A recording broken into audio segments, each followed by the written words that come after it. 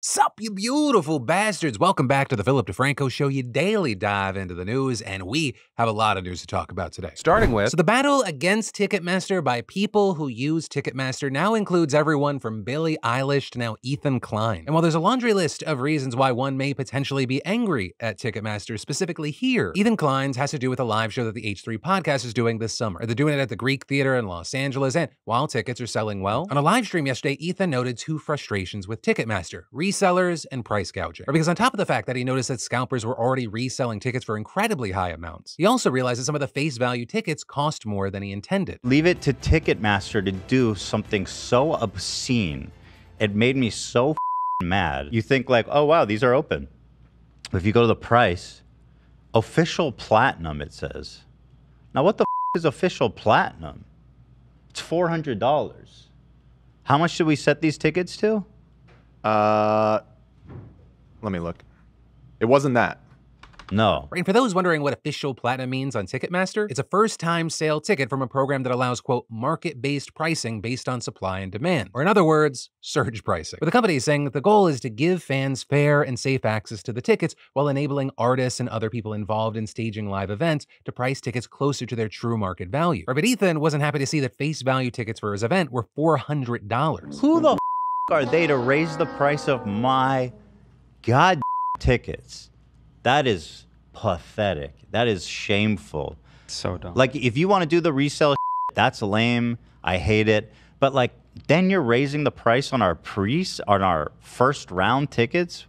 What are you doing, man? And going on to say that they plan on contacting Ticketmaster to disable the surge pricing and issue refunds for anyone who paid an inflated price if that's possible, with them noting that they set certain prices for a reason, arguing this doesn't actually help fans or give them a more fair chance at tickets, and saying it does nothing to help with scalping. If you cared about scalping, you would not resell them on your website, Exactly. morons. Or because he was also annoyed to see that there were resale tickets listed and some for nearly $700. So it's worth noting that if you go to the ticket sale page now, while there are obviously still tons of resale tickets, it seems that there are no more platinum ones. Right, all the blue circles, which mean first-time sales, they just say standard admission. And so the issue may have been resolved there, but the H3 podcast isn't the only show getting attention today for ticket sales. You also have things like the pre-sale for Billie Eilish's upcoming tour starting today. And according to Live Nation's page for the tour, they're taking a different approach when it comes to secondhand tickets, saying that to give actual fans priority, the tour is using Ticketmaster's face value exchange, which allows fans who purchase tickets in the US and Canada who can no longer attend to resell their ticket at its original price. And to help that, the tour has requested that all tickets be mobile only and restricted from transfer. And this applying to all shows except ones in states where face value transfer cannot be mandated. And so that's an attempt to stop scalpers from jacking up resale prices on places like StubHub. But the thing is, Business Insider noted that even before the pre-sale began, those websites already had ticket listings. And so you had Billie warning of potential scams. And even now that the sale has started in certain cities, there are listings on StubHub, so it's unclear if there are a bunch of scams or if people have found workarounds. But also, as of filming, the pre-sale quite literally just began, so it's too early to see the real impact here. And then, horny movies are back. That has been the resounding headline and public reaction following last weekend's release of Challengers. And it's got some experts thinking this shift could, potentially fix Hollywood's dry spell. And for those who haven't seen the movie, it stars Zendaya, it's about tennis, and just sexual tension spanning decades. I don't want to mess with spoilers, so just know that it's a love triangle about tennis players. And so far, the movie's been received very well by critics and audiences alike, topping the box office this weekend, and some outlets noting that young fans were the ones filling the seats. And while obviously Zendaya was the big pull here, with some noting that young people embracing an overtly sexual movie marks kind of a pivot, right? Because Gen Z, to some degree, has become known as this anti-sex generation, at least when it comes to film and TV, right? Like back in October, there was a study from UCLA that found that nearly half of people aged 13 to 24 found sex scenes unnecessary, and over half wanted to watch media focused on platonic relationships over romance. And all of this coming at a time when film has already kind of become relatively sexless. And with that, for example, you had the New York Times just doing a piece noting that in the 80s and 90s, overt sex in movies, that was the norm. And some of the most famous movies from those decades are known for their either explicit scenes or generally erotic themes. But that also changed in the 2000s when studios wanted to secure PG-13 ratings instead of R ratings to widen audience reach. It also allowed them to play into genres where they could sell merchandise, please censors in China. In fact, leading to one writer finding that films from the decade between 2010 and 2020, they had the least least amount of overt sex scenes since the 1960s. But with the recent success of Challengers, you had places going, hey, maybe we're gonna see a big shift here. So there, it's also worth noting before you get the wrong idea about what Challengers is, as critics on NPR's Pop Culture Happy Hour explained, it is horny, but not porny. And outlets like Collider are praising it for being a sexy film without a super in-your-face sex scene. But also, sex is at the core of this story. Even the way they play tennis is horny, which makes sense. It plays into the idea that the way people play sports one-on-one, or specifically tennis in this movie, that it is a relationship. Though while this conversation is happening, I do think that it is important to note,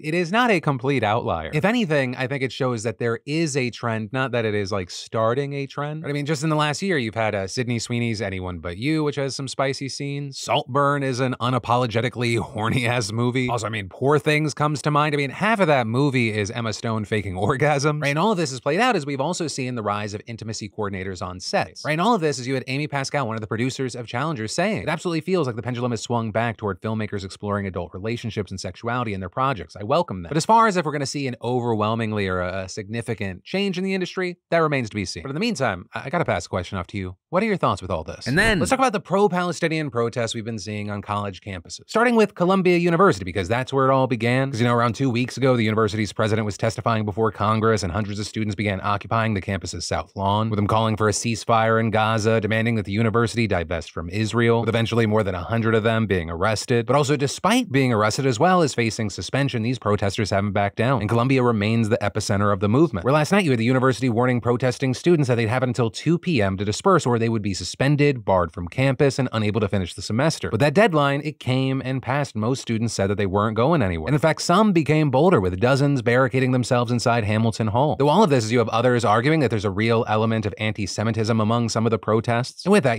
some protesters have been caught on camera making anti-Semitic remarks or violent threats. But at the same time, you also have some people trying to brand any protests of Israel or any support for Palestine as categorically anti-Semitic. But then also with that, there's this issue of the official and the unofficial protests, right? With there being accusations of some people being there just to cause trouble. In Boston, for example, Northeastern University police cleared an encampment Saturday after a shout of "Kill the Jews" was heard. But this is a witness posted on social media that the shout actually came from a pro-Israel counter-protester. You also had school officials saying the demonstration had been infiltrated by professional organizers with no affiliation to Northeastern. And so at the end of the day, we've seen multiple clashing narratives and claims. But all of that also brings us to the police, right? Because in the past few days, we've seen them clashing with protesters more and more. At Emory University in Georgia a few days ago, Atlanta police made what some witnesses described as brutal arrests to clear an encampment there, reportedly deploying rubber bullets and tear gas. One officer captured on video repeatedly tasing a man already on the ground. And at a California university this morning, police arrested 25 protesters who had occupied a building on campus for more than a week. This morning, we also saw police officers moving into an encampment at UNC, arresting students who refused to disperse. And all in all, at least 900 protesters have been arrested at pro-Palestinian demonstrations on college campuses in the last 10 days, with those arrests taking place on more than 20 campuses across at least 16 states. But despite the crackdowns, these protests are only growing. And in fact, the movement has seemingly spurred life back into student-led pro-Palestinian movements across the world, with pro-Palestinian protesters gathering over the past week on university campuses in Australia, Canada, France, Italy, and the UK. Columbia-style encampments popping up in places like this university in Paris, where university administrators also called in police to break up the sit-in after some students refused to leave. Right, and so part of this has a lot of people wondering if the only thing police are doing is escalating the situation, right? Because many other schools have experienced protests without arrests, right? And with all these wild videos out there that we've seen, it may look like the country's campuses are devolving into battlegrounds. But notably, those have really just been the universities where the police have been sent in. And this is, that's not the only option. At George Washington University, for example, police reportedly denied requests from the university to arrest protesters for trespassing, with them apparently concluding that taking enforcement action against a small group of peaceful protesters didn't align with the department's interests. And to that point, arrests made at the University of Texas at Austin may have been unlawful. Right, last week, 57 protesters were arrested by campus police, drawing praise from Texas Governor Greg Abbott. But local prosecutors actually dropped the charges due to what was described as deficiencies in the charging documents. Right, and so ultimately, the universities have these difficult, messy situations in their hands. But as we watch this situation evolve, I gotta take a second to pass the question off to you. What are your thoughts with everything that we're seeing here? And then, okay, so I'm a huge believer in voting with your dollars and backing companies that try to do more good than harm while providing a valuable service. And thanks to today's sponsor, I'm passively building an investment portfolio of those brands that I use daily. Because Griffin is an amazingly beautiful app that turns everyday spending into investing. From Spotify to Netflix to whoever, all of the places I spend with have become part of a daily investing practice for the long term. Whether you're a seasoned investor or you never bought a stock in your life or you're somewhere in between, Griffin lets you buy stock where you shop without lifting a finger. You buy a burrito from Chipotle, own Chipotle stock. It's fully customizable. You link the cards that you use most. You turn off companies you don't like. You set a weekly limit and you start with just $1 at a time. Deposits are aggregated weekly and transferred to your investment account. And Griffin's adaptive investing is a first-of-its-kind technology making personalized investments based on your everyday journey. So just head to griffindefranco.com today and use code PHILD5 for $5 towards your new financially savvy habit around daily spending. No need to time the market or pick and choose stocks. Create the portfolio that uniquely aligns with your life at griffindefranco.com or scan the code on screen. And then we've got military families in Hawaii right now saying they feel betrayed by their government. And it all has to do with a 2021 incident where jet fuel leaked into the water system serving 93,000 people on and around the Pearl Harbor Naval Base on the island of Oahu. And that leak allegedly leading to thousands of people experiencing symptoms like stomach pain, vomiting, and diarrhea, as well as seizures, memory loss, anxiety, and asthma. And all of that leading to 17 relatives of U.S. military personnel suing the government over this. And notably, this is just the first of 3 lawsuits being brought against the government in relation to the incident, with all 3 cases involving a total of 7,500 other military family members, civilians, and service members affected by the leak. Right, and so basically, the outcome of this trial, which started yesterday, is going to determine the success of these other cases and the damages that can be awarded. And that's key here, because while I want to be clear, this trial just started and we don't really know how it's going to go, right now it's looking like damages is what it's going to come down to. Right, not whether the government will be held liable, but how much they'll be made to pay for it. So let's get into the details of the case. Right, the fuel apparently leaked from tanks that date back to World War II, and notably, native Hawaiians and other residents had raised concerns over the possibility of leaks from these tanks threatening the water supply for a whole decade. And when Navy leadership finally became aware that a leak had occurred, they reportedly assured thousands of military families that the tap water was safe, with it being nearly 2 weeks before those families learned that jet fuel had made its way into their drinking water. And though the tap water was deemed safe again 3 months after the spill, some families were understandably still wary of trusting what the Navy said, with one of the families involved in this lawsuit telling the Associated Press that they spend more than $120 a month on jugs of bottled water for drinking, cooking, and cleaning, and that each night their 5 and 13-year-old kids carry cups of bottled water upstairs to their bedrooms to brush their teeth. And that, as this family and others suing the government say, they have continued to experience adverse health effects that they attribute to the leak. You know, with all this, the government has actually fully admitted their liability in the spill. Right, the Navy's own investigation described, quote, cascading failures, as well as poor training, supervision, and ineffective leadership being to blame for the incident. And on top of that, attorneys for the Department of Justice actually wrote in court documents in 2021 that the United States, quote, breached its duty of care and that the plaintiffs suffered compensable injuries. But what those attorneys are also claiming is that no one was actually exposed to jet fuel at levels high enough to cause these types of ongoing health problems. Right, so they're saying, hey, it's our bad, but it's our bad that you got a stomach ache or you threw up the week of the spill, and claiming there's no way that these people are still experiencing health problems because of what happened in 2021. Right, and so that's what I mean about it coming down to damages. You know, because the compensation that you're going to get for a one-time illness, that's going to be a lot less than a chronic health issue resulting from the spill. But for now, we're going to have to wait to see how this plays out in the courts. And then, for the first time ever, a federal appeals court has ruled that state health insurance plans have to cover gender-affirming care. And this ruling, which came out of the U.S. Court of Appeals for the Fourth Circuit, it stems from 2 different cases in North Carolina and West Virginia. The West Virginia case specifically centered around coverage under the state's Medicaid program, which allows for some treatments like hormones, but explicitly bans the state plan from covering gender-affirming surgery. And the North Carolina suit concerns the government-funded state employee insurance plan that provides medical coverage for more than 750,000 people. But it also bars all gender-affirming care under law that prohibits treatment or studies leading to or in connection with sex changes or modifications in related care. Now, the lawyers defending these laws have argued that they were just based on cost concerns, saying the denial of coverage was an effort to save taxpayer money and not rooted in bias, claiming that trans people could get the same health treatments as everyone else, but they were not entitled to have specialized care covered by insurance. But this is many major medical organizations and doctors say that gender-affirming care is medically necessary for trans folks. And in an 8-6 decision, the Fourth Circuit rejected the state's claims, ruling that the healthcare plans that ban coverage of medically necessary treatments for trans patients are discriminatory under federal law, notably upholding earlier decisions from lower courts that had rolled back those policies on similar grounds, with Judge Roger Gregory writing in the majority opinion that these state restrictions were obviously discriminatory based on both sex and gender, and adding, in this case, discriminating on the basis of diagnosis is discriminating on the basis of gender identity and sex, and saying that gender dysphoria is so intimately related to transgender status as to be virtually indistinguishable from it. Right, and this decision is huge because the implications go way beyond just these 2 states. Right, there are similar cases being considered in courts all across the country, and experts saying that this is going to set an important precedent, especially because the court specifically ruled that West Virginia's policy violated the Affordable Care Act's anti-discrimination provision, right, which could impact other states' Medicaid programs. And according to the Movement Advancement Project, over half of all states lack laws that ban health insurance discrimination against trans people. And beyond that, 14 states explicitly exclude gender-affirming care from state employee insurance coverage, while 10 states ban Medicaid from covering medically necessary health care for all trans folks. But as far as how far-reaching this decision is going to be, that remains unclear. Right? West Virginia's Attorney General has already vowed to appeal the ruling to the Supreme Court, and there's a conservative majority there. And notably, the Supreme Court recently allowed Idaho to enforce its law banning gender-affirming care for minors. So ultimately, we're going to have to wait to see what happens, because while this is big news, this is not the end of the story. And then, potentially game-changing medical news. There's a new blood test from a San Diego startup called Dionysus Diagnosis Digital Health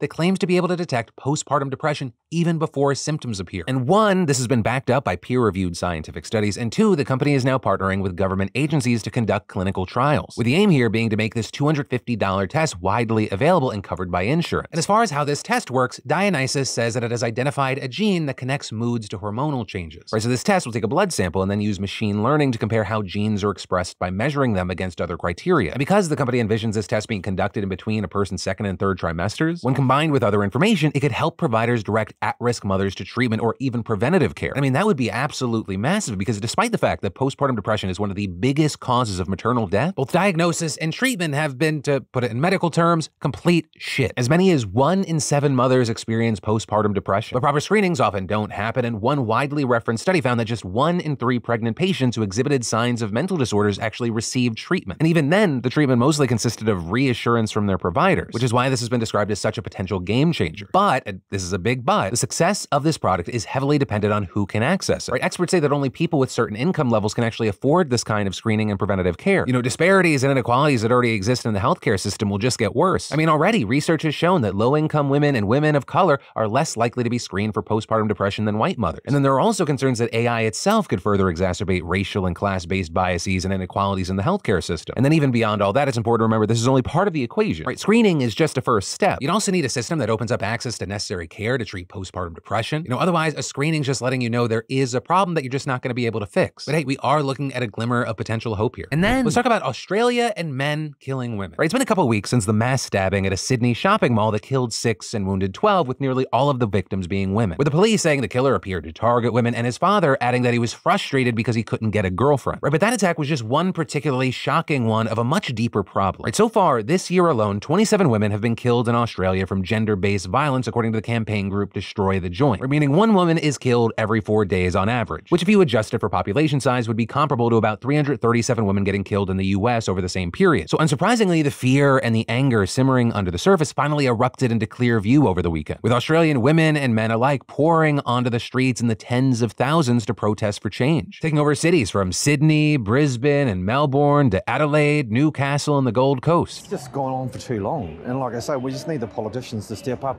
This is an epidemic that requires the full resources of government at all levels. My experiences, unfortunately, are not unique. Why is it that so many of us have to endure abuse? With organizers demanding more funding for domestic violence services, an easier reporting process for victims, and rules to delay the publication of victims' photos. And on Monday, in the Capitol, you had Prime Minister Anthony Albanese joining a march and speaking. And this is a national crisis. We need to make sure that this isn't just up to women, it's up to men to change men's behaviour as well. But then, he ended up on the receiving end of a lot of protesters' fury, with him claiming at one point that organizers had told him that he wouldn't be allowed to speak at the rally, to which one organizer, Sarah Williams, could be heard saying, "That's a lie, that's a full-out lie," before appearing to burst into tears, and her later posting a statement saying the Prime Minister had demanded to speak because he was being heckled and accused him of behaving like a man with power trying to diminish a vulnerable young woman. You also had the mother of one victim calling out Albanese directly. Prime Minister, great to make a call to all men. Get your state premiers to make changes now.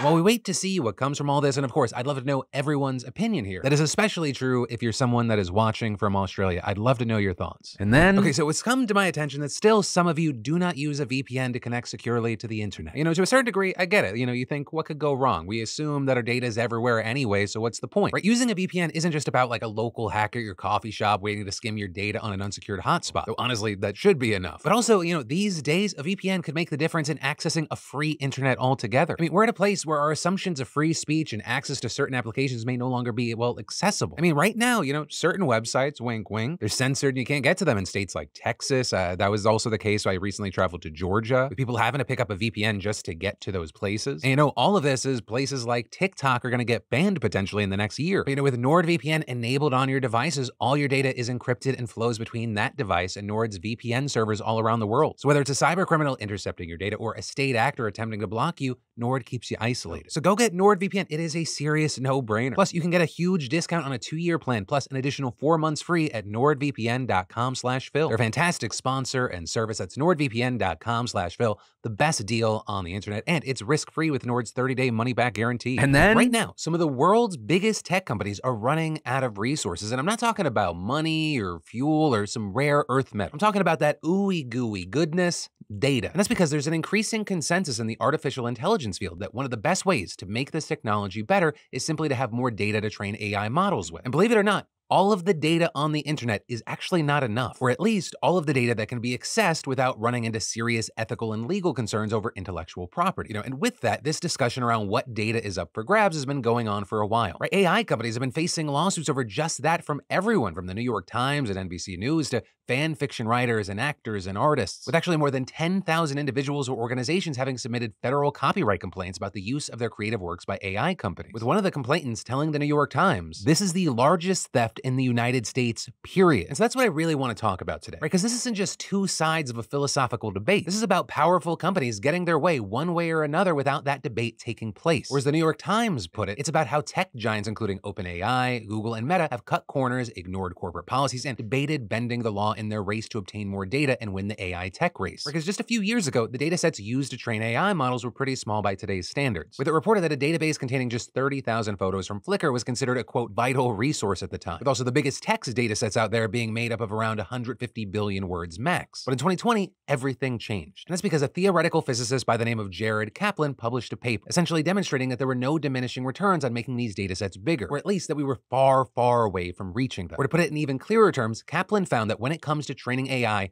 bigger's always better. And so later that year, when OpenAI unveiled GPT-3, it had been trained on the largest amount of data to date, about 300 billion tokens, which are basically the smallest units of data used by a language model to process and generate text. With researchers sourcing data from large public databases such as Wikipedia and Common Crawl, which is a database of more than 250 billion web pages collected since 2007. But again, as crazy as it seems, the internet just can't keep up, and companies like OpenAI are actually using data faster than it's being produced. With the AI research group Epoch now saying that tech companies could effectively run out of high-quality data on the internet as soon as 2026, with of course the keyword there being high quality, because as much as this is about quantity, the data does have to meet a certain standard to be usable. And the most prized data, according to AI experts, comes from texts that have been carefully written and edited by professionals such as published books and articles. But of course, it's also that kind of content that raises the biggest ethical and legal concerns, right? And so tech companies have largely just sort of decided to adopt more of a it's better to ask for forgiveness and permission type of approach. With Cy Damley, a lawyer who represents a Silicon Valley venture capital firm, actually saying the only practical way for these tools to exist is if they can be trained on massive amounts of data without having to license that data. And adding, the data needed is so massive that even collective licensing really can't work. OpenAI has led the way. See, after spending years harvesting data from every available open source, the company had, quote, exhausted every reservoir of reputable English language text on the internet. With them desperate for more data to develop its next generation AI model, the company's researchers started getting creative, with one idea being to transcribe podcasts, audiobooks, and YouTube videos in order to massively expand the pool of text available for its model to learn from. And to that end, it created a speech recognition tool called Whisper, and they ended up using that tool to transcribe more than 1 million hours of YouTube videos, with all that data being used to train GPT-4, which became one of the world's most powerful AI models and the basis of the latest version of ChatGPT. And notably, the Times found that OpenAI employees did this knowing they'd be entering a legal gray area, with them discussing among themselves how this would potentially violate YouTube's rules, and that including rules prohibiting people from using its videos for independent applications and from accessing its videos by any automated means. With all of this ultimately setting off an industry-wide race to catch up to OpenAI's technology, companies like Google and Meta seemingly inspired by OpenAI's approach. For example, Google employees were reportedly aware that OpenAI had harvested YouTube videos for data, but they didn't say anything because Google had also potentially been violating the copyrights of YouTube creators by transcribing their videos to train its AI models. And so basically, they didn't want to bring any attention to their own potentially problematic behavior. Though with that, I should note that Google spokesperson Matt Bryant has said that the company had no knowledge of OpenAI's practices, and saying that it prohibited unauthorized scraping or downloading of YouTube content. But according to the Times, that wasn't the only time Google's conduct has been questionable. For example, the company quietly broadened its terms of service last year, with one of the key motivations reportedly being to allow Google to tap publicly available Google Docs, Google Map reviews, and other online material to train its AI products. Though that spokesperson, Matt Bryant, said that this can only happen with explicit permission from users. Though with that, I think we all know how hard it often is to actually know what you're agreeing to or giving a company permission to do. And at that point, according to some employees, the team was told specifically to release the new terms on the 4th of July weekend, or when people would be distracted by the holiday. And that actually brings us to Meta, because the Times report shows that they may have actually been the worst of the bunch. I know, it seems like Zuck was up to more than a whole brand refresh. See, Mark Zuckerberg has invested in AI for years, but when ChatGPT came out in 2022, his company was suddenly playing catch-up. And according to employees, that did not sit well with him reportedly demanding a solution and calling executives and engineers at all hours of the night to push for them to develop a rival chatbot. By early last year, Meta ran into the same problem OpenAI had. They were running out of that good data, with Meta's vice president of generative AI reportedly saying his team had used almost every available English language book, essay, poem, and news article on the internet to develop a model. And according to recordings of internal meetings obtained by the Times, leaders at Meta thought that getting new data by negotiating licenses with publishers, artists, musicians, and the news industry would just take too long. But they said OpenAI seemed to have used copyrighted material without permission and without consequence. With Nick Gruden, a VP at Meta, saying in one meeting, the only thing that's holding us back from being as good as ChatGPT is literally just data volume, and suggesting that Meta could follow OpenAI's market precedent. And also in these calls, you had the execs talking about how they were already taking copyrighted content by hiring contractors in Africa to aggregate summaries of fiction and nonfiction text. And on top of that, they talked about gathering copyrighted data from across the internet, even if it meant facing lawsuits. Though notably, it's not like there wasn't anyone who was uncomfortable with this, with one lawyer and at least 2 employees bringing up ethical concerns around taking intellectual property without paying the creators, but they were apparently ignored. And so basically, it's the same pattern that we see again and again when we talk about business on this show, which is that companies will be very happy to risk breaking a few rules if it's just going to cost them some legal fees. That when a punishment is just a fine, that is a fee for a winner. Or more specifically to this situation, the only thing that matters is the fastest advancement and market share. And so generally speaking, we have a system where if you're not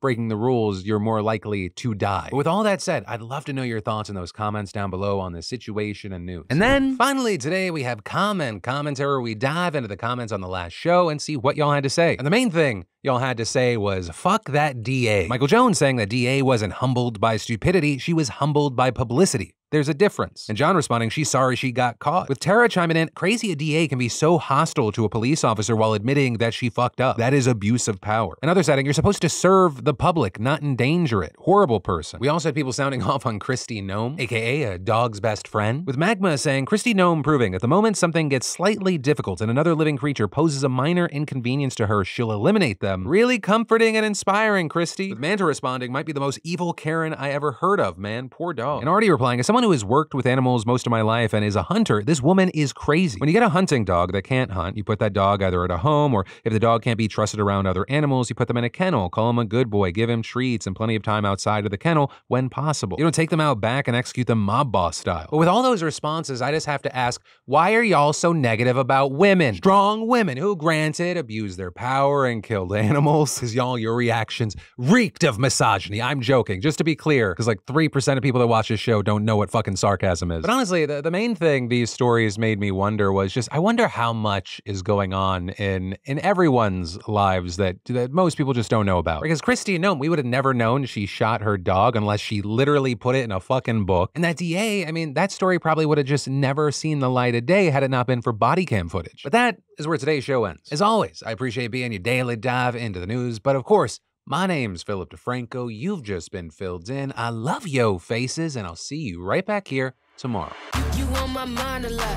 Don't need no time watch. I don't know how I got you in my pocket spot. Yeah, that's babe. Need you every day. You like my oxygen.